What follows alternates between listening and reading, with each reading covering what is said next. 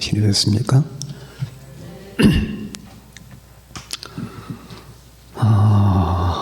오늘은 또 여러분들과 제가 인생의 중요한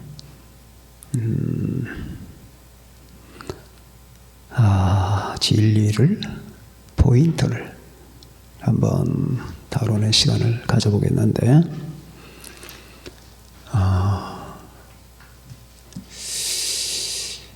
오늘 이 본문에서 여러분들과 저는 너무나도 심오한 깊은 우물을 파서 마실 수가 있습니다.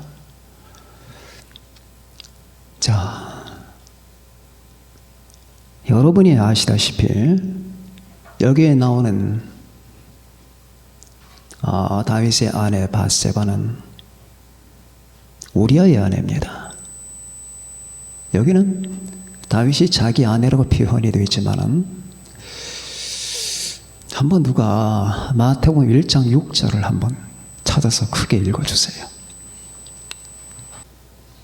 이새는 다윗 왕을 낳으니라. 다윗은 우리아의 아내에게서 솔로몬을 낳고. 아멘. 마태복음은 후에 쓰여진 거죠. 우리아의 아내예요. 우리아의 아내. 이 복음 세계에서 밧세바는 다윗의 아내가 아니고 우리아의 아내입니다. 다윗이 밧세바를 뺏었죠. 뺏고 그리고 교활하게 그 남편을 죽였습니다. 자, 내용은 여러분 아시겠지만은 암몬과의 전쟁으로 자기 부하들이 전부 전쟁터에서 전쟁을 하고 있는데, 다윗은 전쟁터에 나가지 않았습니다. 그리고 자기 침상에서 생각하고 잠을 자고 하다가 옥상에 올라가서 보니까 저 가까운 거리에 아름다운 여인의 목욕을 하고 있었습니다. 그때 욕망이 부릴 듯 일어났던 다윗은 그 여자를 부활을 시켜서 데려오게 합니다. 데려오게 해서 동침을 하고, 알고 봤더니 자기의 부하 우리아의 아내였습니다. 얼마 후에 여자에게서 전갈이 왔습니다. 제가 임신을 했습니다. 이제 다윗은 청천벽력 같은 소식 앞에서 어떻게 처신해야 되느냐. 그래서 순간 뱀 같은 지혜가 돌기 시작합니다.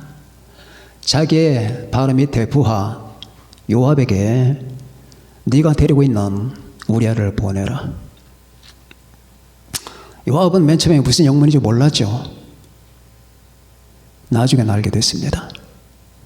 그게 보냅니다. 그러면서 천연옥스럽게 전황이 어떻더냐 하면서 마치 자기의 부하를, 충직한 부하를 사랑하듯이 후한 대접을 해서 잔치를 베풀고, 그리고 술을 먹입니다.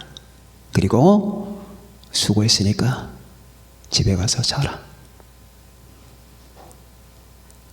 그때까지만 해도 우리아는 다윗이라고 하는 자기의 주군이 자기를 무척이나 생각하고 사랑하는 줄 알았습니다. 특별히 자기만 불러잖아요. 다윗에게는 술 먹고 배가 불렀으니까 반드시 자기 집으로 간다. 그리고 자기 아내와 동침할 것이다. 왜? 멀리 떠나 있었으니까. 본인이 휴가를 얻은 거나 마찬가지니까. 그런 계산이 깔려 있었습니다. 그러면은 밧세바가 임신한 것은 내 씨가 아니다. 그렇게 변명할 구실을 만들려고 했던 겁니다. 그러나 우리아는 달랐습니다. 자기 집으로 안 갑니다. 그리고 바깥에서 그냥 잠을 잡니다. 이 소식을 다른 부하들이 알렸습니다. 그래서 다윗은 우리아를 부릅니다. 어째서 너희 집으로 안 갔느냐? 전쟁터에 있다가 온 사람이 자기 아내를 보고 위로도 해줘야지 라는 이 같은 논조로 질책 비슷한 걸 합니다. 그때에 우리아는 천하에 없는 충직한 말을 합니다. 지금 전쟁 중입니다.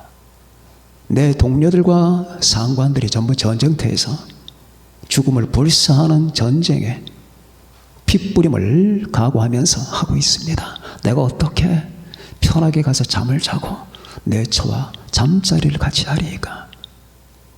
거기에 이 말에 얼마나 기뻐해야 될 다윗의 가슴은 쿵 하고 내려앉습니다.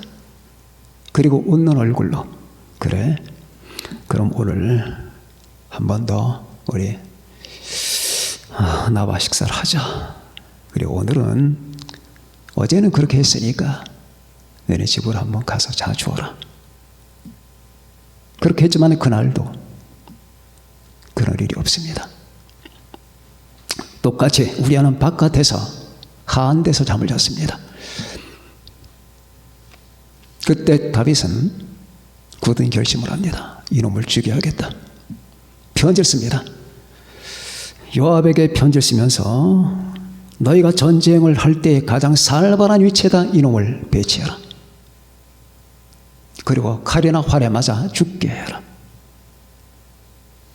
그래서 결국 우리아는 죽습니다. 충직했기 때문에 죽은 겁니다. 교활했으면 살았겠지만. 그러면 이제 남편은 제거가 됐으니까 더 이상 자기의 근심은 없습니다. 그리고 다시 바세바를 불러서 동침을 합니다. 자, 이 전체 과정을 보면은 이 사람이 이스라엘의 대표자일 수가 있을까? 그 옛날에 어린 소년 10대 때 골리앗 3m 골리앗을 쳐부선 그 위대한 일을 했던 그 소년 맞나? 하나님이 사랑하시던 그 사람 맞나? 이런 생각들을 우리가 할 수 있습니다. 여러분도 성경을 보다 보면 이 부분에서 분노 같은 것을 느끼게 될 겁니다. 그래서 그 다음날 나단 선자가 찾아옵니다. 폐하, 우리 동네에 두 사람이 있습니다. A와 B가 있는데 A라는 사람은 부자고 B는 빈자입니다. 부자는 수천 마리 양이 있고 가난한 자는 양 새끼 한 마리밖에 없습니다. 그리고 그 양 새끼는 딸처럼 됐습니다. 같이 자고 같이 먹습니다. 그런데 그 부자에게 손님이 찾아왔습니다. 그러니까 손님은 대접해야 되겠고 자기 건 아깝고 하니까 가난한 사람의 그 양 새끼를 데려다가 뺏어다가 잡아서 죽여서 그걸로 요리를 만들어서 자기 손님을 대접했습니다. 이거 어떻게 해야 됩니까? 그때 불같이 화를 내면서 그놈은 마땅히 죽어야 된다 라고 할 때 나다는 당신이 바로 그 사람이다. 거기서 다윗은 거꾸로집니다. 한마디에 당신이 바로 그 사람이다. 자, 그렇게 해서 첫 번째 아이는 죽었고 그리고 둘째 아이가 바로 예수 여디디아입니다. 첫 번째, 우리에게는 신뢰할 만한 근거가 없다. 잘 들으셔야 됩니다. 왜? 여기 분노를 느끼는 사람들은 모두 똑같은 다윗과 똑같은 사람이거든요.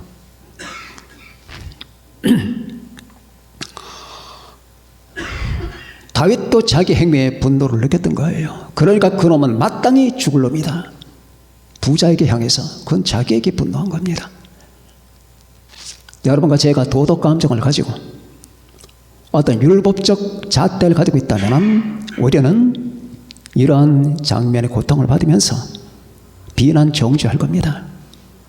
이런 비슷한 일을 겪으면서 여러분과 저는 분노하고 정죄하고 그리고 비난할 겁니다.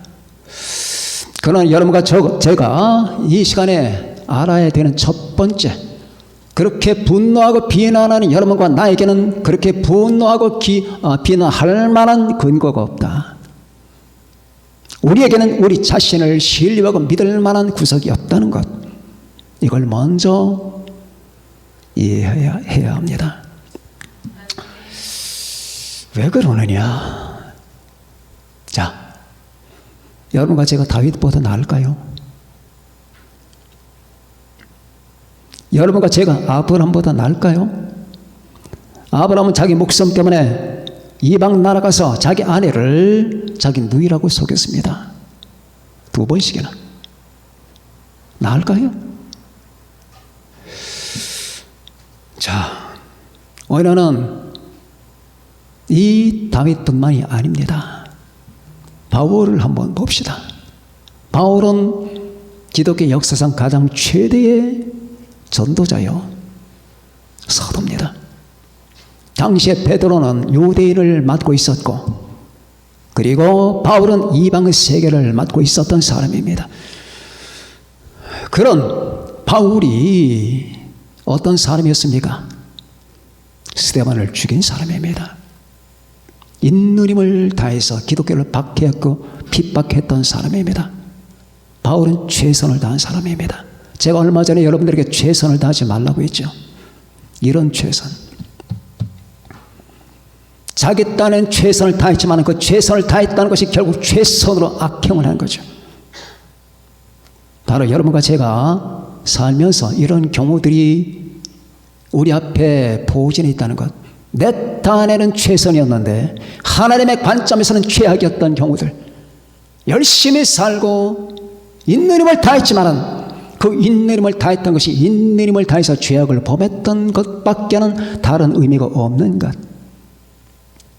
공부하고 직장 다니고 돈을 벌고 친구 사귀고 이것저것 다 했지만은 그 다 했다라고 하는 것이 최선이긴 하지만은 그 최선을 기울이는 동안에 나는 최선을 다해서 하나님을 반역했던 그런 경우는 없는가?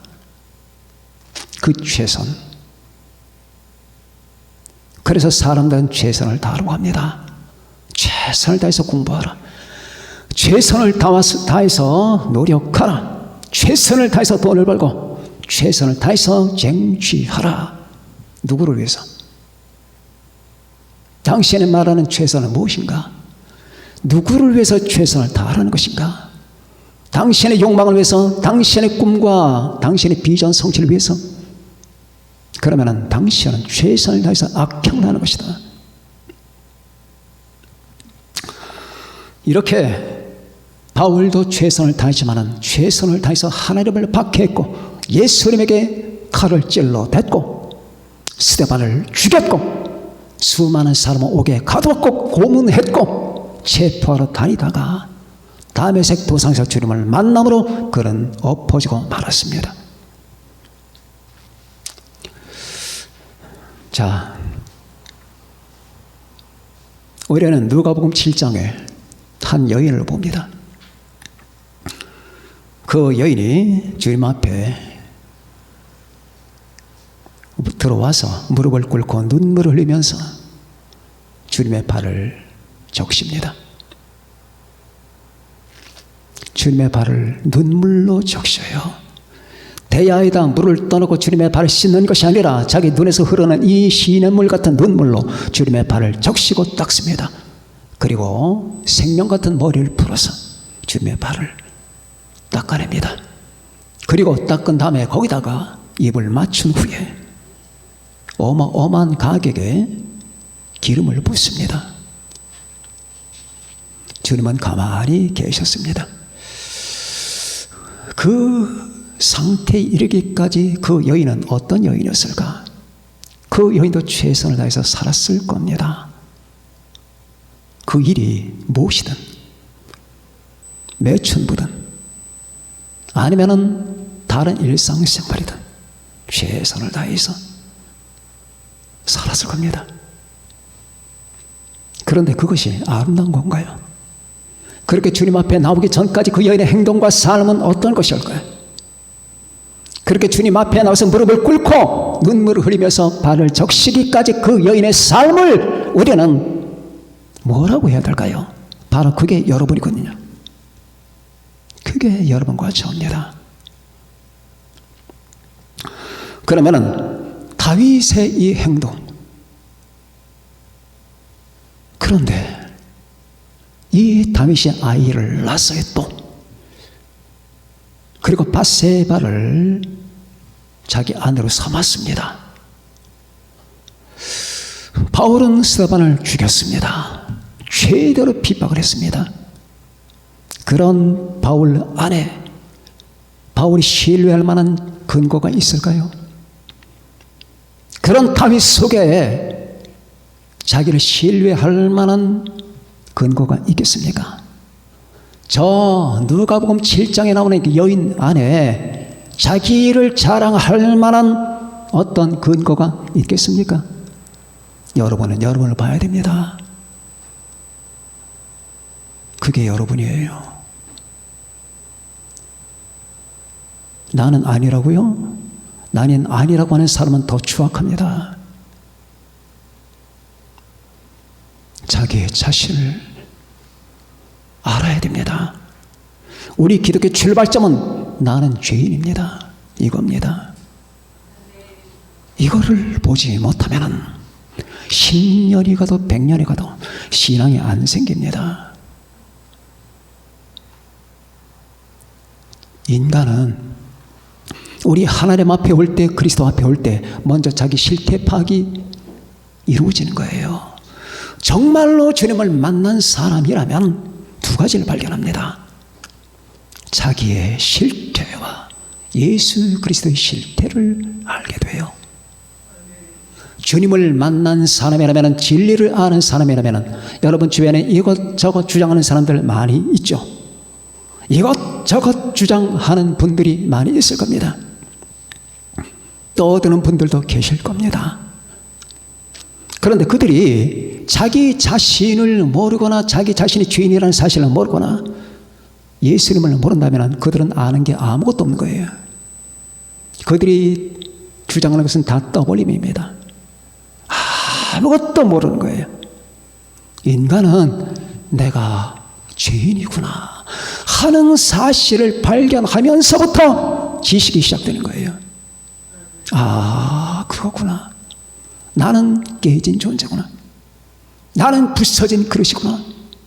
나는 더 이상 가망성이 없는 이 같은 존재로구나 하는 사실을 보지 못하는 사람들. 여러분, 기독교 최대의 원수가 누군지 아십니까? 여러분, 교회가 망가지게 하는 이유가 이 교회 안에 강도가 있거나 이 교회 안에 매춘부가 있거나 이 교회 안에 사기꾼이 있기 때문인 줄 아십니까? 이 한국교회를 망가뜨리는 사람들이 누군 줄 아십니까? 강도인 줄 아십니까? 도덕군자들입니다. 다 잘났다는 사람들이 다 교회를 망가뜨리고 있는 거예요. 여러분 물어보십시오. 강도나 매춘부나 사기꾼이 교회를 망가뜨렸다는 소식 들은 적 있습니까? 없습니다.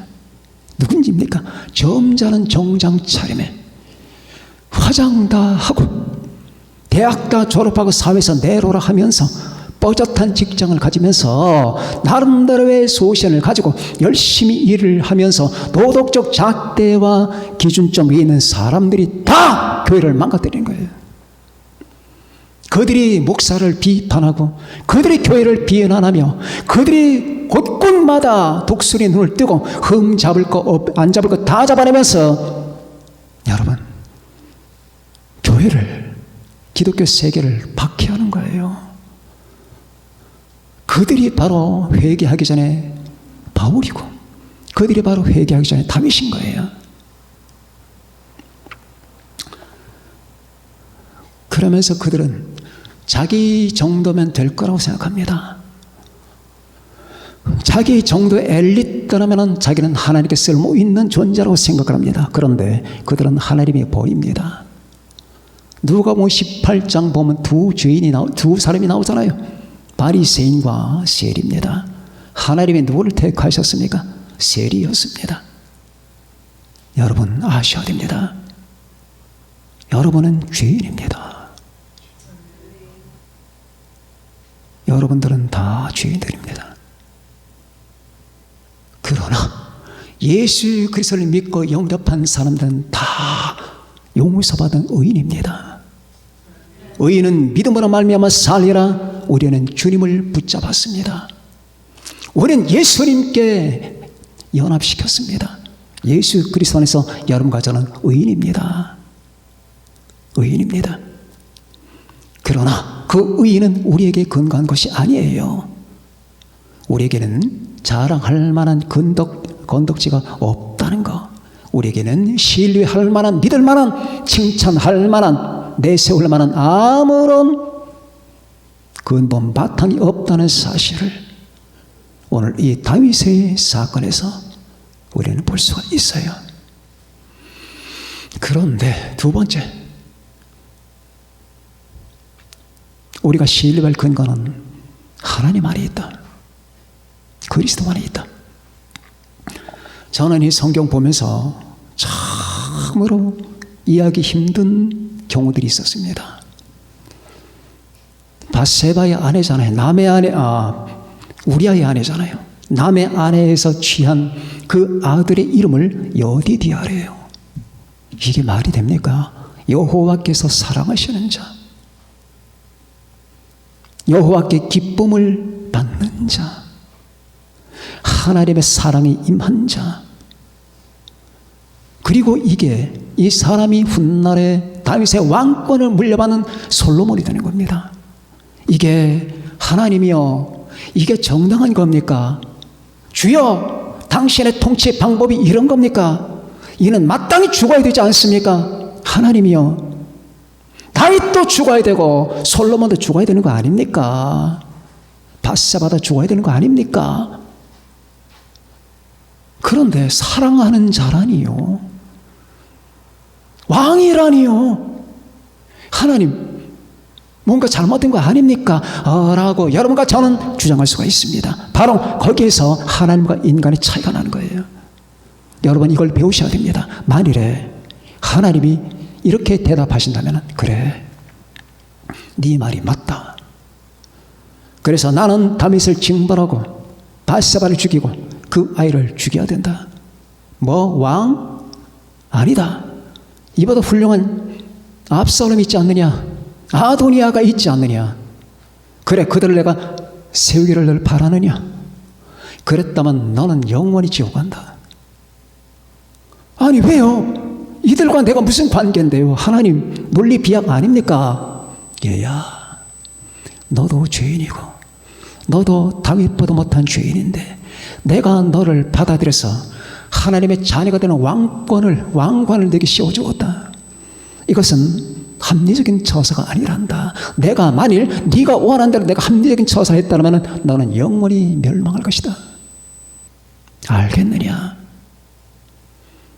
솔로몬에게는 사랑받을 근거가 없단다. 다윗에게도 사랑받을 근거가 없단다. 여디디아, 그것이 그 아이에게 사랑받을 만한 근거가 있기 때문에 여디디아라는 이름을 준 줄 아느냐? 아니단다. 걔는 죽어야 된다. 그러나 내 은혜로 말미암아, 내 사랑으로 말미암아 일방적으로 내가 그에게 그 죄로 말미암아 벌벌 떨고 있는 다윗, 그 죄 때문에, 죄책감 때문에 시편 51편에서 울부짖고 있는 그 다윗, 하나님이 구하시는 제사는 상한 심령이라. 하나님이여, 내 속에 정한 마음을 창조하시고 내 안에 정직한 영을 새롭게 하옵소서. 내가 모친의 태에서 죄 중에 잉태가 되었나이다. 하나님이여, 나를 쫓아내지 마시며 주의 성령을 내게서 거두지 말아 달라고 바라고라고 몸부림을 하고 있는 다윗을 내가 용서했고 그에게 은혜를 씌워주신 것이다. 그 은혜를 씌워줬다는 표시가 여디디아란다. 알겠느냐? 그거구나. 여러분과 제가 도덕적인 잣대로 세상 사람들의 판단 방식대로 내가 처리가 된다면 여러분과 저는 다 죽어야 됩니다.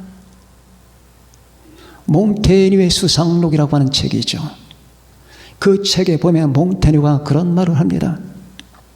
만일 우리가 인간의 잣대와 법대로 처리가 된다면 모두 10번 이상씩 교수대에 매달려야 된다.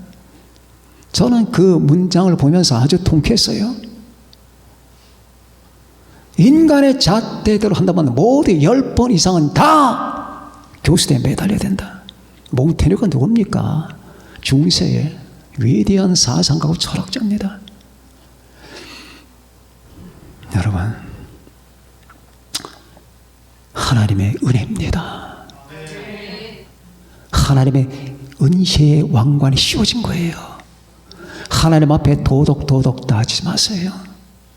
도덕이 중요하지 않다는 말이 아니에요. 도덕은 중요한 거예요. 왜? 모든 도덕은 하나님의 성품에서 나오는 것이기 때문입니다. 그러나 인간은 그 도덕에 걸맞은 존재가 아니에요. 은혜를 입어야 돼요. 여러분, 하나님의 방식을 이해해야 됩니다. 우리가 착하기 때문에, 우리가 의롭기 때문에 하나님이 의롭다 하심을 입혀주는 게 아니에요. 예수 믿고 죄인이지만 예수님 앞에 나오는 자에게 먼저 의롭다 하심을 씌워줘요. 의롭다 하심을 씌워준 다음에 의롭게 변하는 거예요. 이걸 거꾸로 해석하는 사람들이 많습니다. 우리가 의롭게 살아야지, 의롭게 돼야지 하나님은 의롭다 하심을 하는 게 아니라, 이게 인간의 방식이에요. 하나님의 방식은 의롭지 않은 자는 먼저 의롭다 하심을 씌워줘요. 그리고 의롭다 하심을 씌워준 다음에 그 의롭다 하심 속에서 인간이 의롭게 변해가도록 하는 거예요. 변화가 먼저가 아니라 하나님의 은혜가 먼저라는 거예요. 아시겠습니까? 이게 기독교 복음이에요. 이게 진리란 말입니다. 이상하죠? 그런데 하나님의 은혜는 여기서 빛을 발하는 거예요. 저는 이 부분이 너무 이상하고 어떻게 보면 분노까지 나다가, 하나님 이럴 수가 있습니까? 아, 여디디아라고요? 아니, 밧세바에게서 난 다윗의 씨를 여디디아라고요? 자세히 봐라. 얘야, 자세히 봐라. 그게 너란다. 여디디아는 남이 아니다. 너다. 용납받을 수 없는 너에게 내가 사랑하는 자는 이름을 준 것이란다. 주여.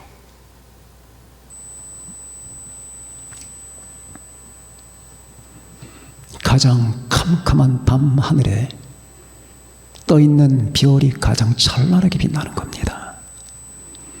가장 냉혹한 겨울의 하늘이 가장 깊고 푸르러요. 하나님의 역사는 정말로 이상해요. 깨진 그릇이잖아요. 이 깨진 그릇 속에 담겨있는 사과가 가장 아름다워요. 자, 여러분, 빛과 번쩍한 접시, 황금 접시에다 올려놓은 사과가 아름답습니까?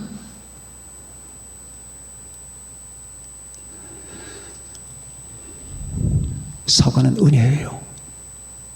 그릇은 우리고. 가끔 우리 사모님이 우리 집에다가 길에 지나다 보면은 깨진 독이 있어요. 아니, 저 깨진 독을 왜, 옛날에 어릴 때 50년 전에 애들이 그 독 깨진 걸 가지고 오른망인가 뭔가 하던 그런 시절도 아닌데 저걸 왜 들고 오나? 근데 그 깨진 독 위에다가 식물을 배치하면 아주 아름다워요. 하나님의 은혜는 그런 겁니다. 여러분, 얼마나 바울이 위대합니까? 그런데 그 위대함은 하나님의 은혜예요. 바울은 깨진 그릇, 우그러진 그릇이에요. 평생에 스데반을 죽였고 많은 그리스도인들을 박해했다는 죄책감 때문에 많이 아팠겠죠. 그런 바울이기 때문에 어디까지 가느냐? 나는 그리스도를 위하여 죽기를 바라노라. 나는 살기를 바라지 않는다. 내가 그리스도와 그 고난의 비밀과 그 부활의 영광에 참여하기 위해 어떻게 해서든지 죽은 자 가운데서 부활이 이루려 하노니. 그래서 그는 고린도후서 11장 자서전에서 그는 수많은 것을 우리에게 제시합니다. 내가 39대를 5번 맞았고, 태장으로 맞았고, 돌로 맞았고, 가는 데마다 나를 살해하고자 하는 사람들, 정법자들이 따라다니고, 강의 위험, 바다의 위험을 다니며, 내가 바다에서 파선을 하고, 강물에서 위험을 겪고, 시내를 가면 시내의 위험과, 그리고 도시로 들어오면 도시의 위험을 겪으면서 춥고 굶고 헐벗었노라. 어떻게 그럴 수가 있을까요? 그는 바로 이거예요. 깨지고 우그러진 자기 자신의 정체를 알고 여기에 임한 그리스도의 사랑, 하나님의 은혜를 알기 때문입니다. 내게 임한 하나님의 사랑, 내가 그리스도와 함께 십자가에 못 박혔나니 그런즉 이제는 내가 사는 것이 아니요 오직 내 안에 그리스도께서 사시는 것이라. 이제 내가 육체 가운데 사는 것은 나를 사랑하사 나를 위하여 자기 자신을 버리신 하나님의 아들을 믿는 믿음 안에서 사는 것이라. 이 고백이 얼마나 위대합니까? 그러나 이 위대함이 어떻게 발생하는 겁니까? 내가 그리스도와 함께 못 박혔으니까. 이 바세바의 아이 같은 자, 죽어 마땅한 자, 거기에 하나님이 얘야 너는 여디디아다, 여호와께서 사랑하시는 자, 하나님이 은혜로 여러분을 사랑하시는 거예요. 여러분이 잘났기 때문이 아니에요. 모든 조건과 그리고 도덕적인 어떤 성취를 가지고 있기 때문이 아니에요. 이걸 여러분과 저는 우리 주 앞에서 주님은 바로 그런 우리를 위해서 구원하기 위해서 이 땅에 오신 거예요. 그 주님께서 여러분과 저에게 여디디아라고 하는 이 왕관을 씌워주기 위해서 자신은 참혹한 인간 대접을 받은 겁니다. 그분을 믿읍시다. 절대로 자기 자신을 내세우지 마세요. 내게는 남에게 제시할 만한 아무런 근거가 없다. 자기를 믿는다고? 여러분의 주변에 그런 분들 계십니까? 얼마나 교만합니까? 뭘 믿으라는 거냐 당신은? 내가 봐도 눈이 씻고 봐도 믿을 만한 구석 하나도 없구만. 자, 오늘 이 말씀을 여러분과 제가 새기고 여러분과 저를 그리스도 안에서 여디디아로 만드신 하나님을 찬양합시다. 하나님이 사랑하신대요. 누가 막아요 이걸? 예수님이 여러분에서 죽으셨대요.